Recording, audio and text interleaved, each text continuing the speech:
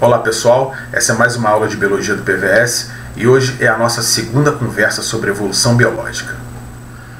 A nossa primeira aula de evolução terminou com a seguinte pergunta: como surgem novas espécies? O processo de surgimento de novas espécies na natureza é chamado de especiação. Existem algumas formas de especiação. As mais gerais são a especiação alopátrica, que ocorre em locais diferentes, e a especiação simpátrica, que ocorre no mesmo local. Para entender o processo de especiação, vamos tomar como exemplo a especiação alopátrica. Vamos imaginar que esses indivíduos sejam indivíduos da mesma espécie que vivem em um local de floresta. A gente vai chamar essa espécie de espécie 1. Dentro dessa população existem variações. Essas variações são variações intraespecíficas, variações que ocorrem na mesma espécie, conhecidas como polimorfismo. À medida que essa população aumenta em tamanho, que esses indivíduos se reproduzem, surgem novas características. Algumas dessas características são vantajosas, outras são desvantajosas. A gente viu na aula passada que a seleção natural favorece as características mais vantajosas, e essas características tendem a aumentar na população. Indivíduos que possuem essas características têm mais facilidade em chegar na idade de reprodução, se reproduzem mais e passam essas características para os seus descendentes. Então a tendência é que a frequência dos genes que condicionam essas características vantajosas aumente na população. Os indivíduos que as possuem aumentam na população. Por outro lado, características desvantajosas, como essa, por exemplo, que poderia ser uma característica que aumenta a visibilidade desses indivíduos para os predadores, são características desvantajosas e tendem a diminuir na população, porque a frequência dos genes que condicionam essas características diminui na população. É importante lembrar aqui que a seleção natural não é o único fator que modela a variabilidade no processo evolutivo. Existe também, como nós vimos na aula anterior, a deriva genética. Na verdade, quanto maior é a população, maior é o efeito da seleção natural, já que a seleção natural é um fator determinístico. Quanto menor é a população, maior o efeito da deriva, já que a deriva é um fator estocástico, um fator aleatório. Vamos imaginar então que, passados alguns milhões de anos, tenha surgido uma cadeia de montanhas, uma barreira geográfica que separa essa população em dois grupos. Em decorrência dessa mudança no relevo, fatores climáticos mudam e essa área se torna uma área de savana, passa de uma área de floresta para uma área de savana. Esses dois grupos passam então a sofrer pressões de seleção diferentes. Ou seja, as características que são vantajosas em uma área de floresta não são necessariamente vantajosas também em uma área de savana. A seleção natural atua então de maneira diferente nessas duas populações. Características novas, variabilidade continua surgindo nas duas populações. Mas agora a seleção natural vai atuar de maneira diferente sobre essa variabilidade. Características então que eram desvantajosas como esta numa área de floresta passa a ser vantajosa na área de savana. Se a gente tomar o mesmo exemplo, esse indivíduo ele tem uma visibilidade menor para os predadores. Isso faz com que ele possa chegar à idade de reprodução com mais facilidade e passe essa característica para os descendentes. Assim, as novas características que surgem tornam-se exclusivas de cada grupo, porque não existe mais fluxo gênico entre eles. E com o passar do tempo, essas diferenças vão acumulando e esses dois grupos vão se tornar duas espécies diferentes, que a gente pode chamar aqui no nosso exemplo de espécie 2 e espécie 3.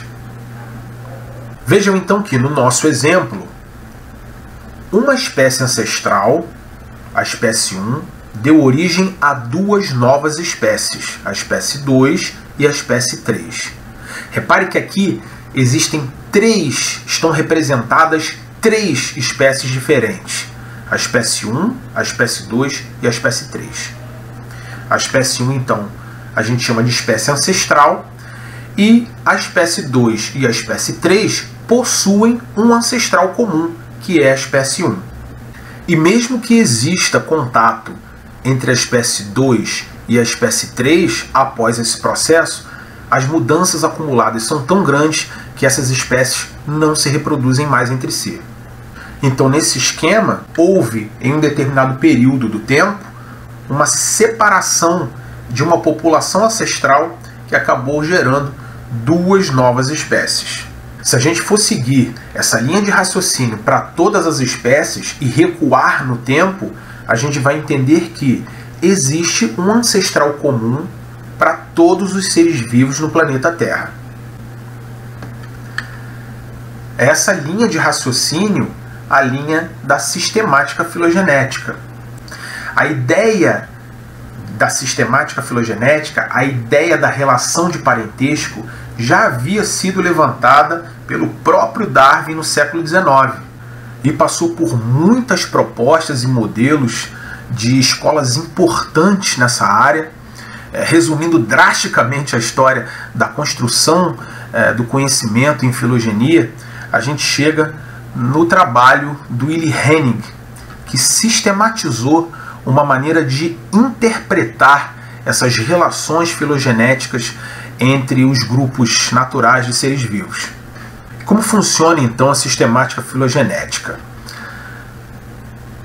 Vamos considerar aqui essas 4 espécies e vamos estabelecer, usando os princípios da sistemática filogenética, as relações de parentesco dessas 4 espécies. Essa representação a gente chama de cladograma. A estrutura desse cladograma conta com uma raiz, que remete a um ancestral comum,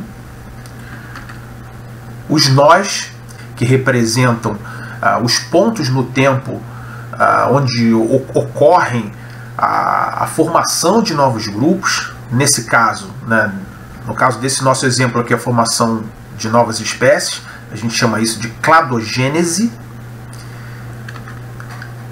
Os ramos, que são esses galhos, né, do cladograma, e os terminais, nos quais estão representados os grupos. Nesse exemplo, os grupos são espécies.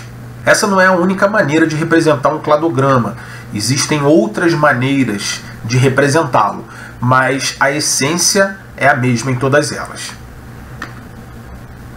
Então, como a gente interpreta esse cladograma? Esse nó aqui, esse ponto, significa que em um determinado período do tempo, uma determinada população sofreu divergência e acabou por formar duas novas espécies, a espécie C e a espécie D. Isso significa, então, que a espécie C e a espécie D têm um mesmo ancestral comum. Se nós tomarmos a espécie C e a espécie D como um grupo formado por essas duas espécies, nós podemos dizer, de acordo com esse cladograma, que as espécies C e D, esse grupo formado pelas espécies C e D, tem um ancestral comum com a espécie B. A gente pode dizer que a espécie B é o grupo irmão do grupo formado pelas espécies C e D. Se tomarmos então a espécie B, C e D como um grupo, a gente pode inferir que esse grupo possui um ancestral comum, nesse ponto em verde, com a espécie A. As informações utilizadas na filogenia para construir essas relações de parentesco são características evolutivas, novidades evolutivas que aparecem nesses grupos ao longo da evolução. Essas características podem ser características morfológicas, que têm a mesma origem evolutiva, ou dados genéticos, dados moleculares de análise de DNA. Vamos ver então um exemplo prático para a gente poder entender como essas características são usadas para construir uma filogenia. Vamos observar aqui então, nessa representação filogenética, um grupo bastante conhecido que é o grupo dos dinossauros. Todos os dinossauros possuem um ancestral comum, marcado aqui em vermelho nesse cladograma. Todas as espécies, todas as linhagens oriundas desse ancestral comum são dinossauros. Essas espécies, essas linhagens, partilham as mesmas novidades evolutivas que apareceram nesse ancestral comum. No caso dos dinossauros, adaptações para a locomoção, adaptações, mudanças na cintura pélvica, nos ossos da bacia, nos membros posteriores, pescoço em forma de S, adaptações de vértebras, enfim, algumas novidades evolutivas que apareceram nesse ancestral comum e todas essas linhagens oriundas desse ancestral as possuem. Então, essas linhagens que compõem o clado dinossauro, o grupo dos dinossauros, todas elas são oriundas do mesmo ancestral comum. Para eu considerar dinossauros, eu tenho que considerar todas elas, inclusive as aves.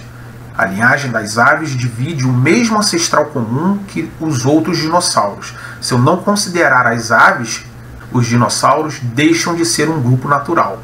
Então, para falar em dinossauro, eu tenho que considerar todas as linhagens. De acordo com essa análise, então, quando nós incluímos aqui na nossa análise os pterodátilos, por exemplo, a gente observa que eles não são dinossauros. Eles dividem aqui um ancestral comum com os dinossauros, mas não são dinossauros. Se nós falarmos em ornitodírans, aí nós estamos incluindo o grupo dos pterodátilos e o grupo dos dinossauros. Se falarmos em dinossauros, nós excluímos os pterodátilos.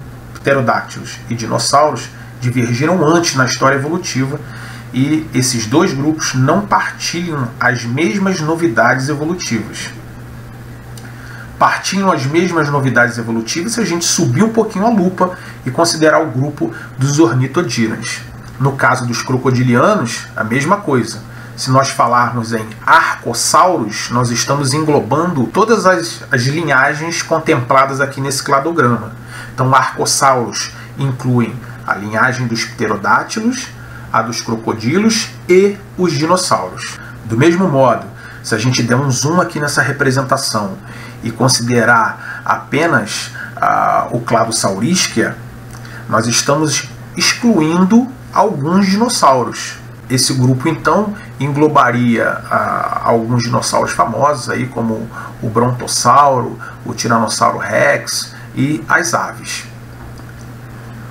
Se nós dermos um zoom maior ainda e considerarmos apenas os dinossauros terápodas, nós estamos falando de dinossauros como o Tiranossauro Rex e do grupo das aves. Então, sob essa análise, a gente consegue entender que as aves estão muito mais próximas de dinossauros como o Tiranossauro Rex do que dinossauros como o Brontossauro, como o Triceratops. As aves são a única linhagem de dinossauros que sobreviveu aí à grande extinção dos dinossauros no fim do Cretáceo, há 65 milhões de anos. Quando você estiver comendo um frango, então faça aquela pose solene e lembre-se que você está comendo um dinossauro. Inclusive, as pesquisas sugerem que os terápodas tinham penas. Eu outro dia disse ao meu filho de 5 anos, que adora dinossauros, que muito provavelmente o Tiranossauro Rex dele está representado de maneira equivocada, porque ele tinha um corpo coberto por penas. A cara de decepção que ele fez, parecia que eu era um vilão da Marvel, tinha matado o Homem-Aranha e o Homem de Ferro. Mas enfim, se nós descermos aqui nesse cladograma, a gente encontra outras linhagens aparentadas, como a dos lepidosauros, que são as serpentes e os lagartos. Na verdade, as serpentes podem ser consideradas um tipo de lagarto ápodo, eles têm a mesma origem evolutiva. E outros grupos, como os sinápsidas, a linhagem que deu origem mais tarde aos mamíferos. Então, todos os seres vivos são aparentados.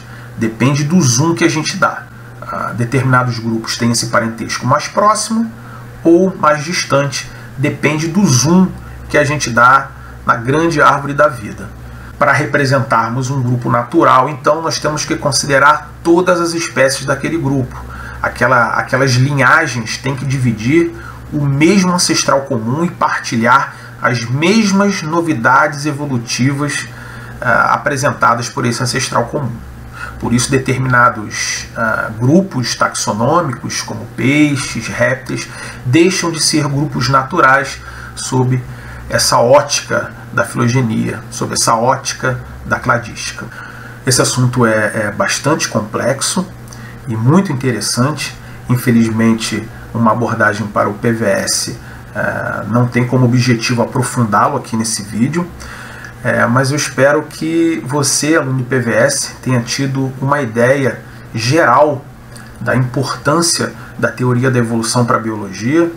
A evolução biológica hoje é um fato científico e a teoria da evolução é uma das teorias mais bem fundamentadas em biologia e tem uma aplicabilidade muito grande em todas as áreas dessa disciplina.